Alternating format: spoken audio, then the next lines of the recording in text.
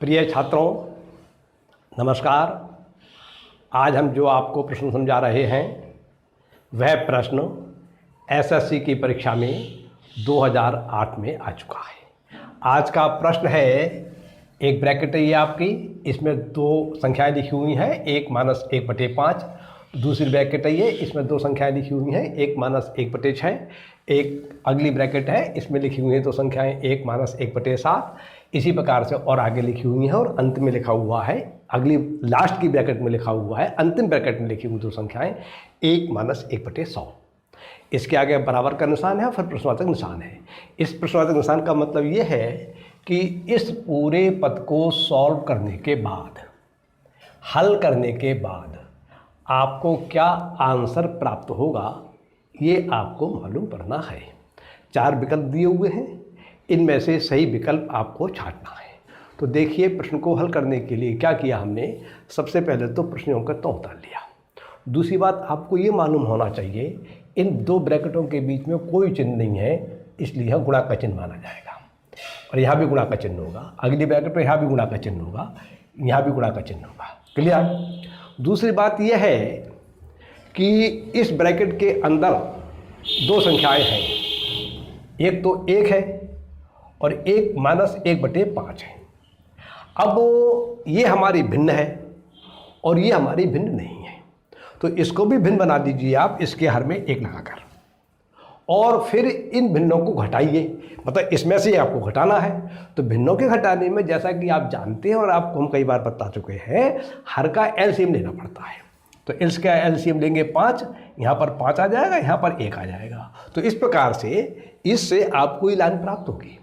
ये आपको करके नहीं दिखलाना है, ये तो मैंने आपको समझाने के लिए करके दिखला दिया। यदि आप एक एक लाइन लिखेंगे तो आपका अकारण समय व्यर्थ जाएगा। और तो इसको स्थान पर लिख सकते हैं हम 5-1/5, इसके स्थान पर लिख सकते हैं इसी प्रकार से 6-1/6, और इसके स्थान पर लिख सकते हैं 7-1/7। और इसके आगे जो पद आ रहा होगा 1-1/8 आ रहा होगा, तो इसके स्थान पर लिख सकते हैं हम 8-1/8। इसी प्रकार से चलते रहेंगे। और लास्ट वाला पद जो आपका है 1-1/100, ये ब्रैकेट में, इसको सॉल्व करके आ जाएगा 100-1/100। और इससे पहले जो आपकी ब्रैकेट लगी होगी उसमें दो संख्याएं होंगी, 1-1/99। तो आप जब इसे सॉल्व करेंगे तो आपको प्राप्त होगा 99-1/99। और इसी प्रकार से बीच की जो संख्याएं हैं, जो ब्रैकेटें हैं, उनमें जो संख्याएं लिखी हैं उसी प्रकार से क्रम में वो आती रहेंगी, वो लिखा नहीं जाता है। क्लियर। अब इसके अंश को सॉल्व करेंगे तो 5 में से 1 जाएंगे, 4 आएंगे, तो ये आपको प्राप्त हो जाएगा 4/5। इसी प्रकार से इसको सॉल्व करके आपको हो जाएगा 5/6।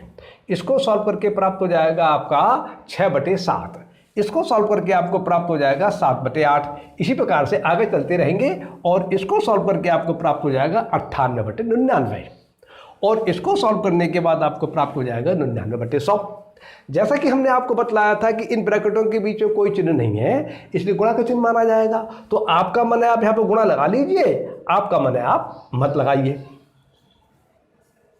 अब देखिए, गुणा अगर कई भिन्नों की होती है और भिन्न में अंश और हर बराबर होते हैं तो उन्हें हम काट सकते हैं, या उनमें कॉमन गुणनखंड होता है तो उस कॉमन गुणनखंड से अंश वाली राशि को और हर वाली राशि को भाग कर देते हैं, और जो भागफल जाता है अंश में वो अंश में लिख देते हैं, जो हर वाली राशि को भाग करने से भागफल आता है वो हर में लिख देते हैं। खैर, तो यहाँ पर देखिए, इस पूरे 5 से 5 कट रहे हैं, इस 6 से 6 कट रहे हैं, इस 7 से 7 कट रहे हैं। अब यहाँ पर जो है 8/9 आ रहा होगा, तो इस 8 से 8 कट जाएंगे, इस 9 से 9 कट जाएंगे, इसी प्रकार से कटते रहेंगे। यहाँ पर आ रहा होगा आपका 97/98। तो इस 98 से ये कट जाएंगे और 97 से ये कट जाएंगे और इस 99 से ये कट जाएंगे, पता, और इससे ये करते रहेंगे आखिर को। कहने का मतलब है कि ये जो इतनी सारी भिन्नें लिखी थी, इन भिन्नों में केवल पहली वाली भिन्न में के अंश में 4 बचेगा और सब कट जाएंगी किसी न किसी संख्या से, और अंत वाली में आपके हर में 100 बचेगा। तो इस यहाँ पर एक बचेगा, यहाँ पर एक बचेगा, तो इसकी जब गुणा करेंगे एक की एक की एक की और सबकी 4 की, तो आपको अंश में 4 प्राप्त हो जाएगा। और नीचे यहाँ पर सब में एक एक आएगा और यहाँ पर 100 आएंगे, तो एक गुणा एक गुणा एक गुणा सबकी गुणा करके जब 100 से अंत में मल्टीप्लाई करेंगे तो आपको 100 प्राप्त होगा। तो इस प्रकार से इस पूरी राशि को सॉल्व करने के बाद आपको प्राप्त हो गया 4/100। अब एक प्रकार से आपका ये आंसर आ गया। अब आप विकल्प में देखिए, विकल्प में 4/100 नहीं दे रहा है, तो आप हो सकता है कि डेसिमल में दे रहा होता, तो आप इसके डेसिमल बना लेते, इसके डेसिमल बनते 0.04, लेकिन आप देखते हैं इसमें भी नहीं दे रहा है, भिन्न में दे रहा है आंसर। तो आप क्या करेंगे, इस 4 से 1 को 4 से काटेंगे, 4 एकम 4, और ये नीचे हर में काटेंगे, 4 से 100 को भाग देंगे, 25 आ जाएंगे, तो आपको प्राप्त हो गया 1/25। अब आप फिर विकल्प में देखिए कि विकल्प में 1/25 दे रहा है नहीं दे रहा है।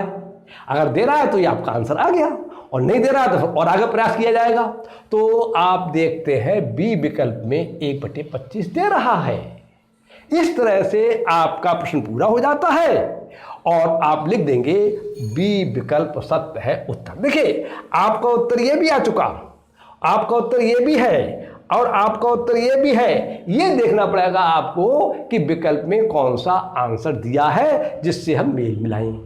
तो जहां तक हमारे लिए सॉल्व करना होता है जब तक कि हमें किसी विकल्प से आंसर न मिल जाए।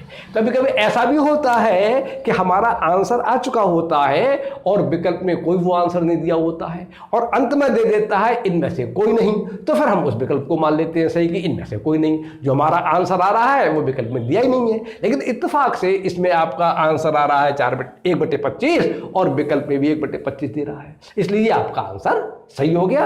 आज का प्रश्न पूरा होता है, अगली बार आपको हम कोई नया प्रश्न बताएंगे। तब तक के लिए नमस्कार।